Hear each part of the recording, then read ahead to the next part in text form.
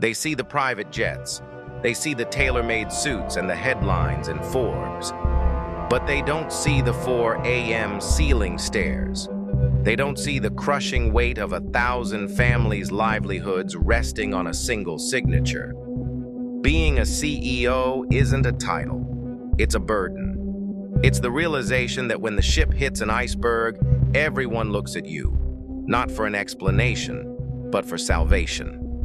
Success is a crowded place, but the path to the top is a narrow, solitary staircase.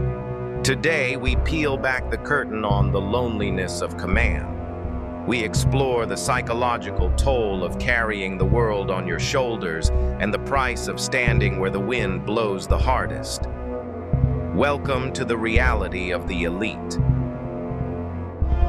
If you are striving to reach the top or you're already navigating the storm, you belong here. Subscribe now and join a circle of individuals who understand that leadership is more than just a paycheck. It's a calling. Section 1. The Decision Silence.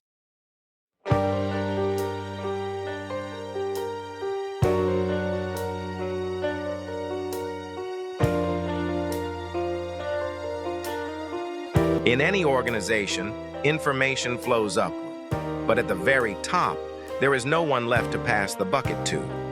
This is the decision silence. As a CEO, you are surrounded by advisors, consultants, and boards, yet every critical choice is ultimately made in total isolation. When you decide to cut a department or pivot a decade-old strategy, you are playing a high-stakes game of chess where you are the only one who loses if the move fails. The silence in the boardroom after you speak is the loudest sound you will ever hear. It is the sound of absolute responsibility. You aren't just managing assets, you are managing the future, and that future is a heavy ghost to carry. But the weight of a single decision is only the beginning. Beyond the boardroom, there is a deeper, more personal isolation that starts to erode a leader's social fabric. In the next section, we dive into why the crown makes it impossible to truly belong ever again. Section 2. The Glass Wall.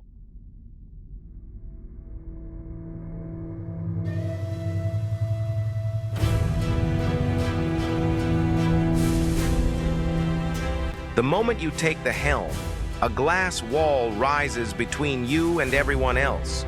You can see them, your employees, your old peers, sometimes even your friends, but you can no longer touch their reality. You are no longer one of the guys. You are the boss. Every word you say is dissected for hidden meaning. Every gesture is analyzed for signs of weakness or impending change. This constant scrutiny creates a profound social hunger. You spend your day talking to hundreds of people, yet you go home feeling like you haven't been heard by anyone. You are the pillar everyone leans on, but a pillar has nothing to lean on itself. This is the social tax of power. When you cannot lean on others, your internal architecture must be made of steel. But even steel bends under relentless heat.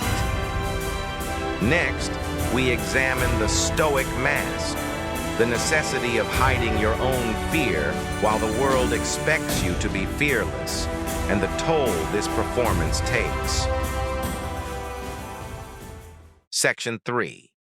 The Stoic Mask.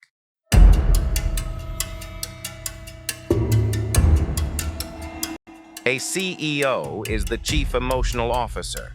If you look worried, the stock price drops. If you look tired, the team loses morale.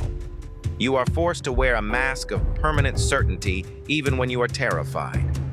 This is the performance of a lifetime, played out every single day. You have to be the calmest person in the room when the numbers are red and the creditors are calling. You absorb the anxiety of the entire company, processing it internally so it doesn't infect the culture. But where does that anxiety go? It stays inside. It settles in your chest.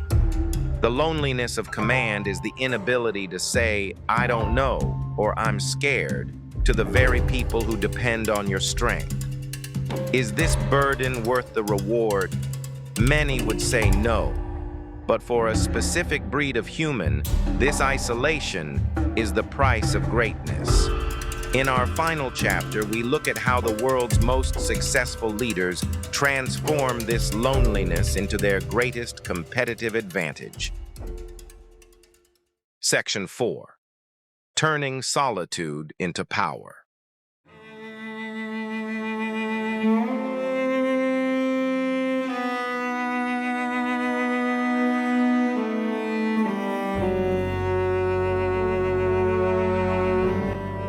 The elite don't just endure the loneliness, they weaponize it. They understand that solitude is the laboratory of vision.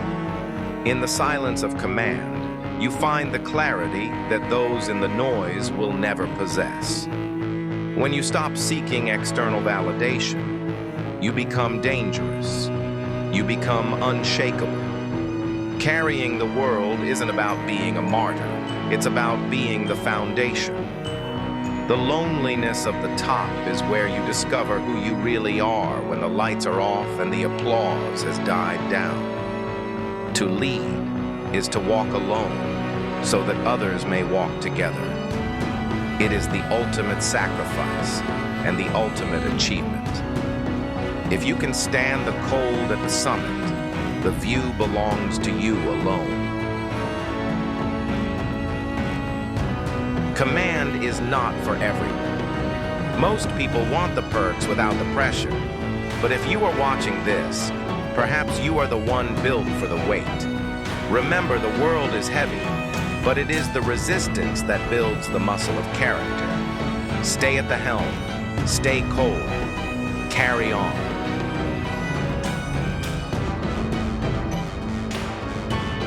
If this spoke to the leader in you, drop a command in the comments. Like this video to support the mission of high-level mindset and share it with one person who is currently carrying their own world.